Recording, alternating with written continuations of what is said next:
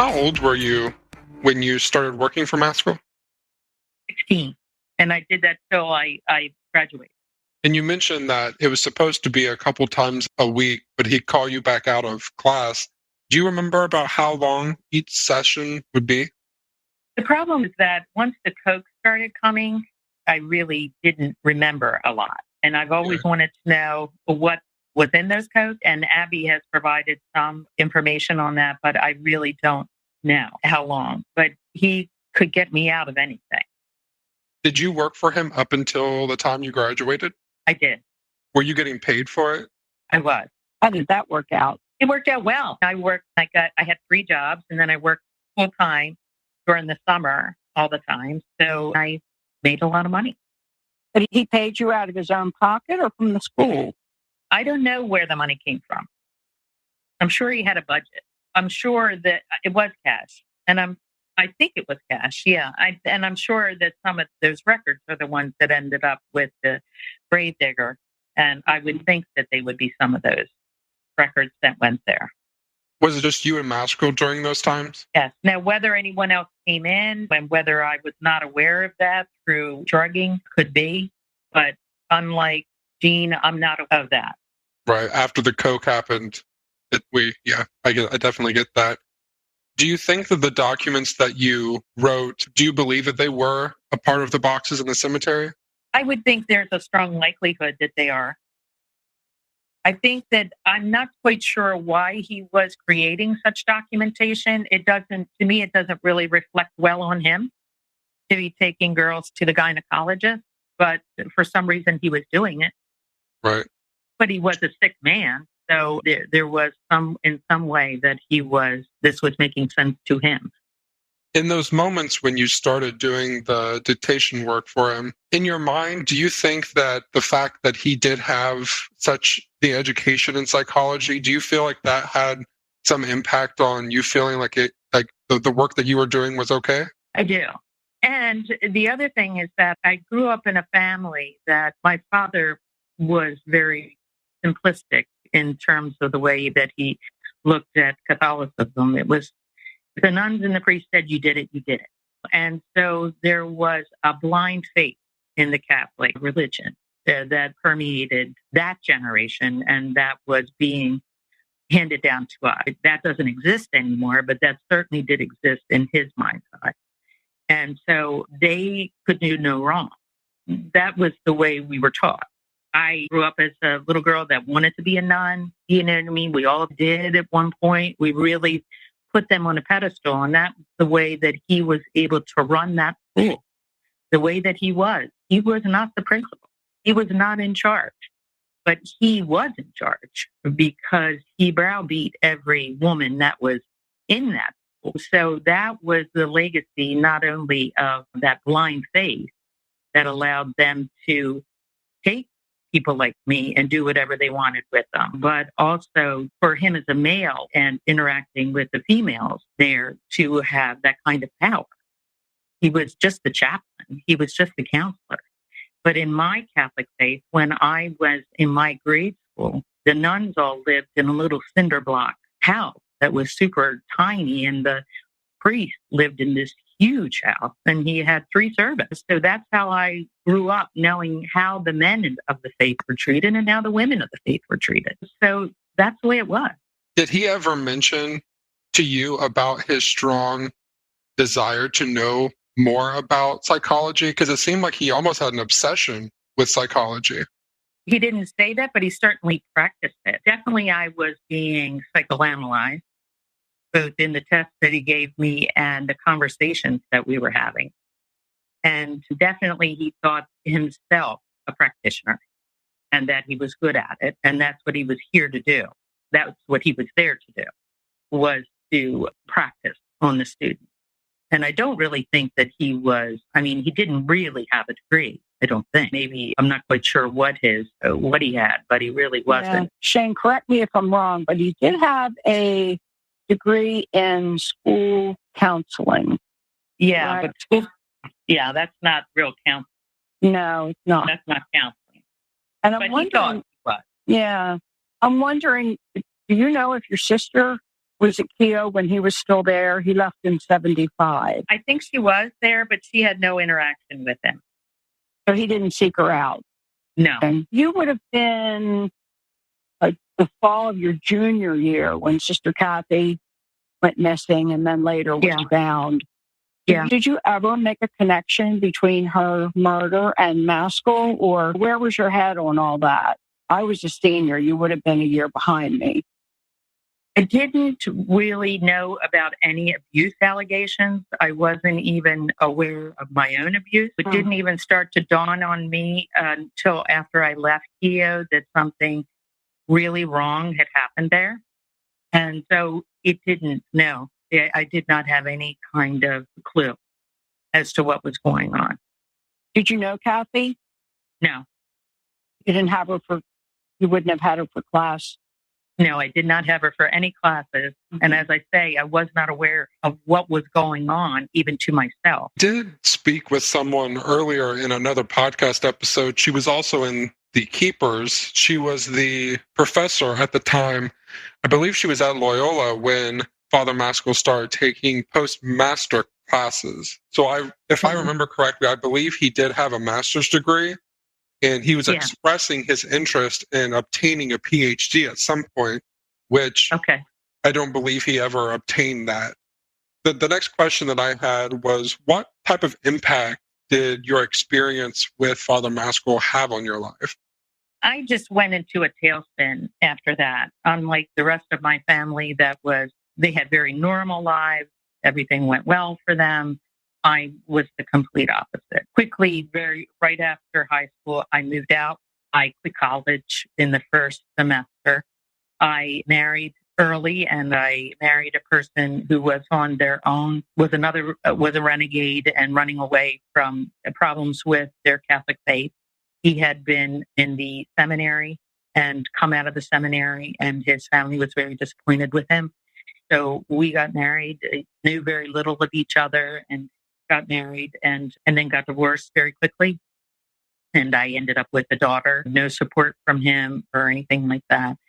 And just kept making mistakes, lots of mistakes. I became just completely disassociative. I was not emotionally there. I just felt like a split cell in that I really couldn't connect with people. Very distant from my family for a very long period of time. He really did drive a wedge between my parents and I. He was very effective at that. I went on like that for most of my 20s until I had 2 failed marriages, actually, and then started going back to school and got a job with a good company, things were starting to get better. I did connect with Jean, and Jean and I had this realization that this terrible thing had happened to both of us. And that it explained some things, that I wasn't alone, and that the thoughts that I have and some of these memories that kept haunting me, and then things really took off in my 30s, and I finished my degree and went on to my master's degree. I got a really great job and was really taken off, and a really great husband, one that I have now, George, and really couldn't have been better. And then Jean called me about joining her in the lawsuit with her and Teresa.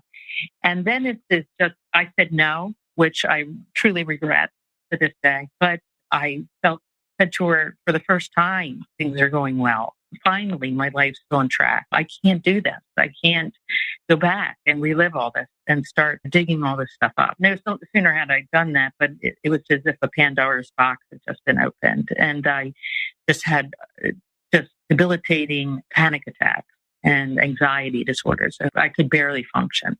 And I had one of the top jobs at a Fortune 100 company. I went to therapy. I got a really great psychiatrist and started down a path of 10 years of taking it all apart. I always felt terrible about not standing up with Jean and Teresa, and that I had abandoned them and not done what's right, which is really took me when the Keepers came along and the Abbey and everything, I knew I had to do what was right this time, because I felt so bad about what happened to Jean and Teresa during the trial and how they had to go it alone. And there was really a good many of us that knew what had happened and hadn't stood. First of all, I'm going to vouch for your incredibly wonderful, sweet, adoring, talented, handsome husband.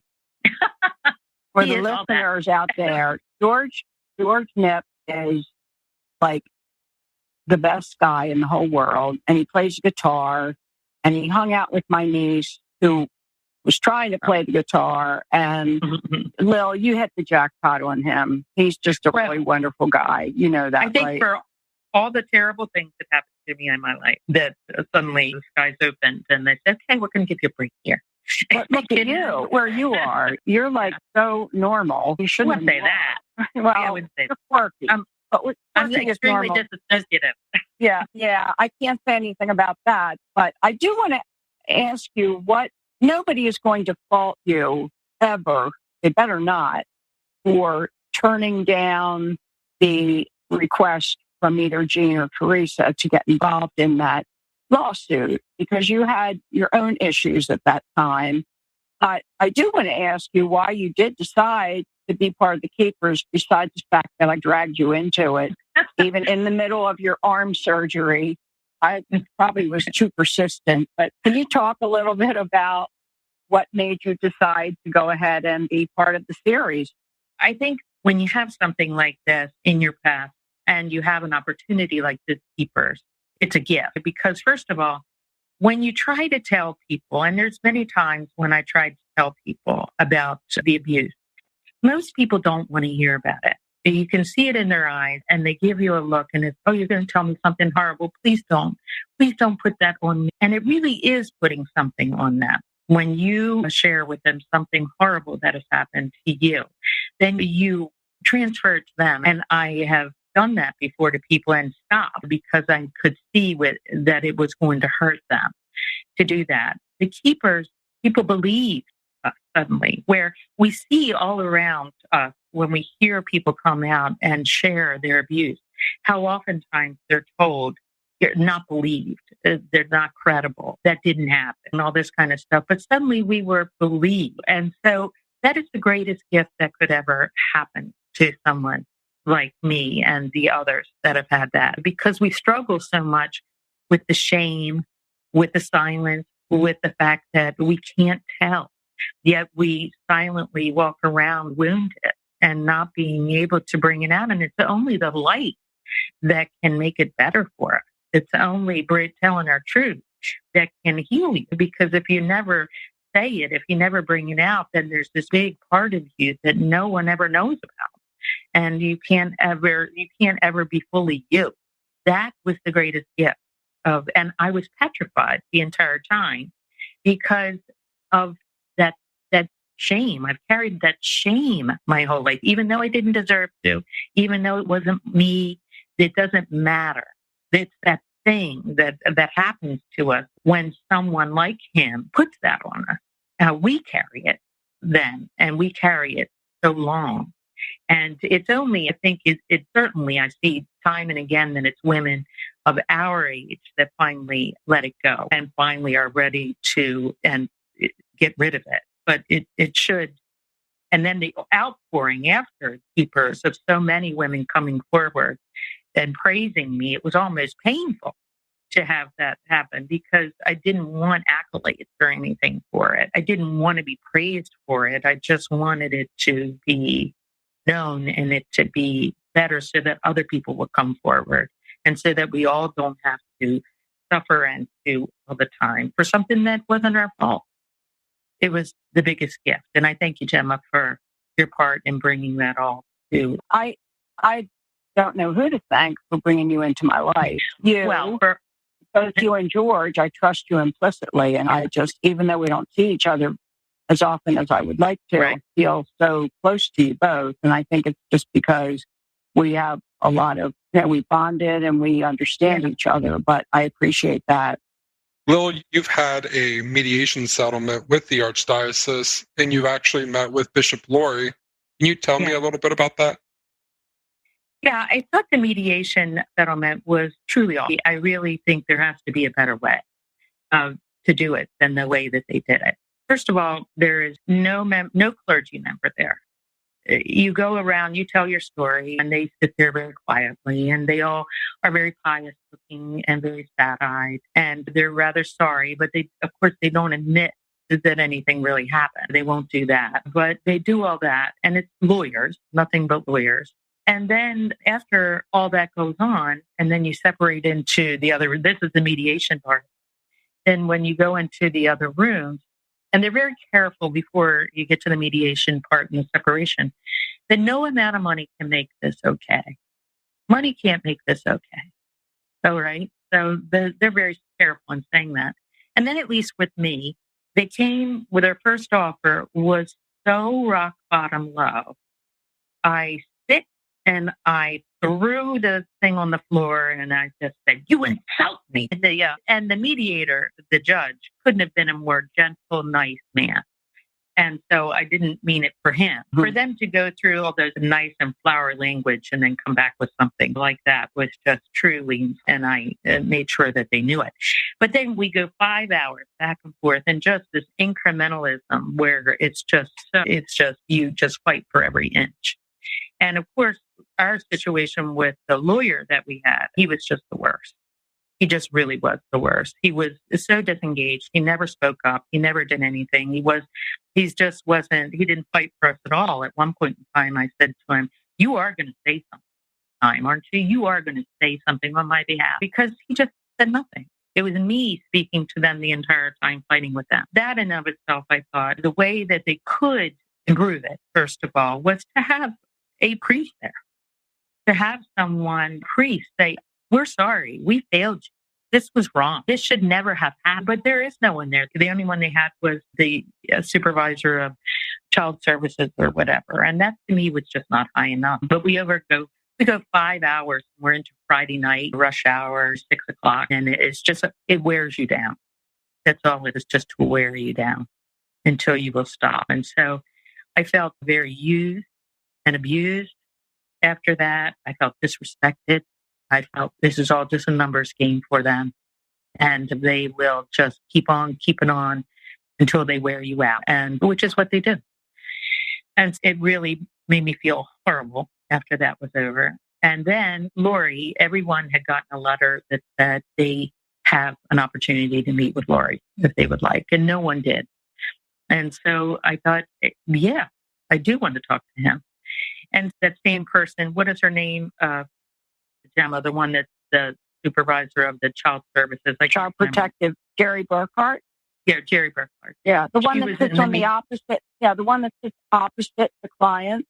Yeah, she was there with Lori and I. And we had a very long and contentious meeting. And I was angry. I let loose a torrent. I was very angry. I wasn't angry. I wasn't like yelling at him, but I was really angry. And I had a lot to say. And the first thing I said was, "I want you to look at me. And I want you to look at me really closely. Because of this, I want you to have in your mind face of a Maskell victim. Because you've never seen one. I want you to have one in your face. And I want you to listen to me about my life and what has happened to me." And then so I just went off on a tear about everything that's happened and everything he did.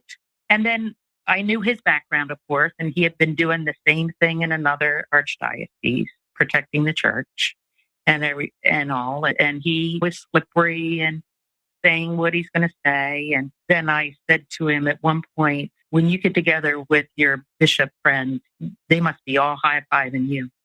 And he goes, "Why do you say that?" I said, "Because you got off so cheap. You got off so cheap. They must be asking you, 'How did you do it? How did you do it?'" And he just got really super red in the face and everything. And he goes, "I can assure you, no one's high-fiving me saying I got off cheap." And I said, "You did.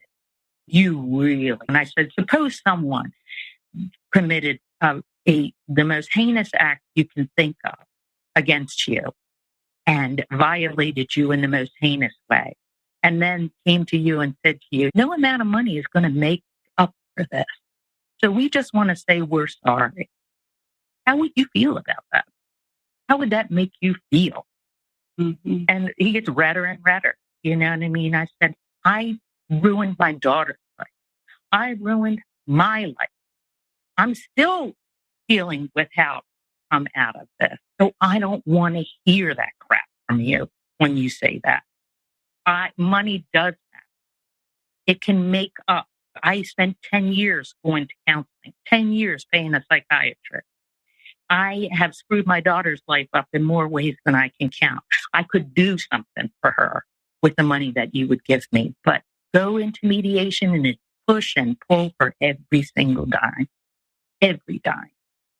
It said, I believe that if it was you in the seat, you would feel very differently if somebody had done to you what was done to us. Sex trafficked us, raped us, drugged us, and when we were teenagers. And so we're going on now, and he goes to me, what you want from me? He goes, I was a teenager when this all happened. I said, Archbishop Lori, we're the exact same age.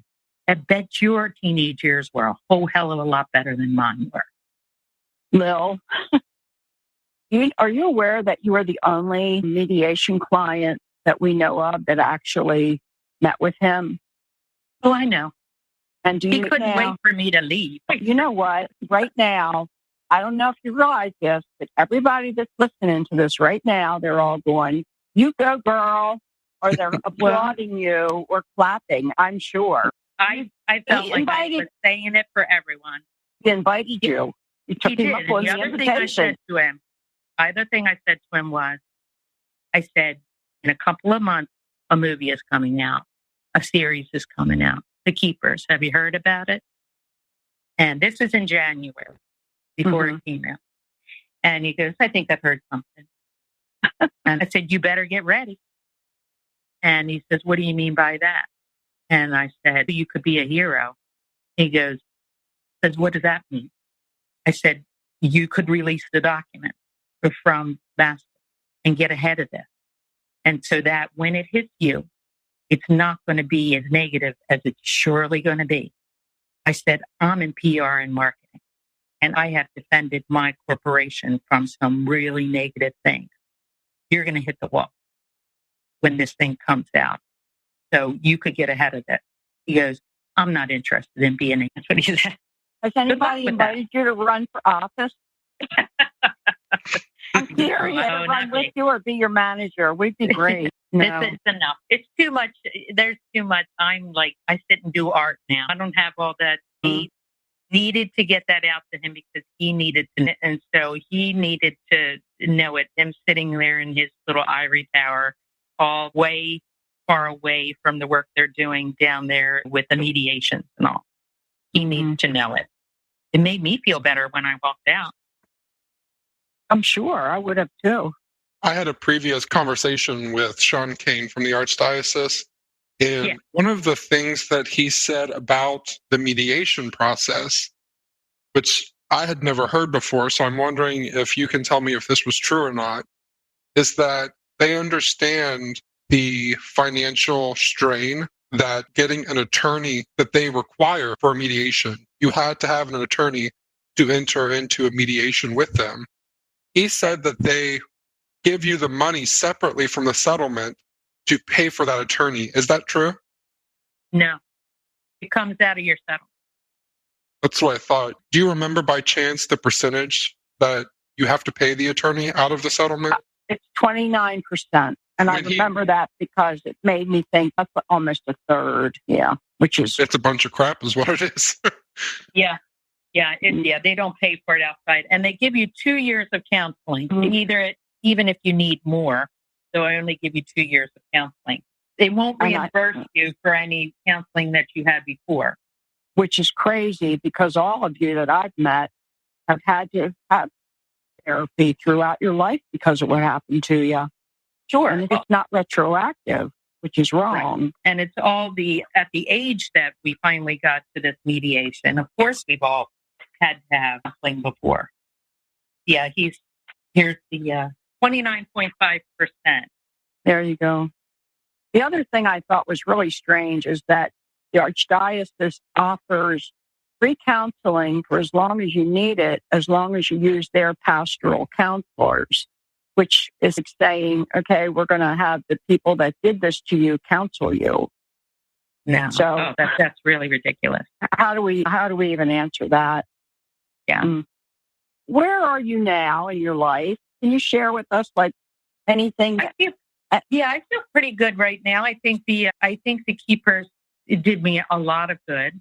It really set me free in a lot of respects. I am not the kind of person that I am not keeping up with everything that is Catholic Church abuse related. I don't go delving for that all the time. I create a lot of art. I do that every day. I'm far more relaxed, and I feel like a weight has been lifted off of my shoulders by virtue of having this out and having the story been told.